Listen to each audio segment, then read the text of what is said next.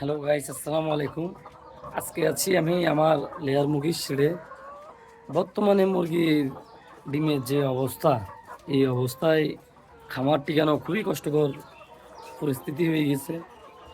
সরকার যদি আমাদের এই খাতকে বর্তমানে নজরদারিতে না রাখে, তবে আর বেশি দিন হয়তো লাগবে না যে আমাদের এই পোলট্রি শিল্পে একটা বড়সড় ধাক্কা আসবে।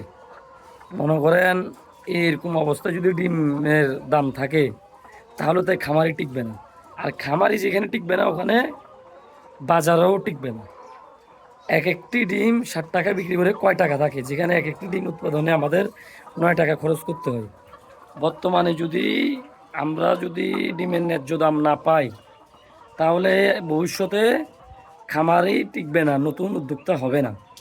এমন তো অবস্থায় আমি সরকারের দৃষ্টি আকর্ষণ করছি, আপনারা খামার পর্যায়ে ডিমের দাম নির্ধারিত দাম পাওয়ার অগ্রাধিকার চেষ্টা করুন, এবং খামার যেগুলা লসে আছে তাদেরকে ক্ষতিপূরণ দিয়ে পুনরায় ব্যবসা থাকার ব্যবস্থা করে দিন।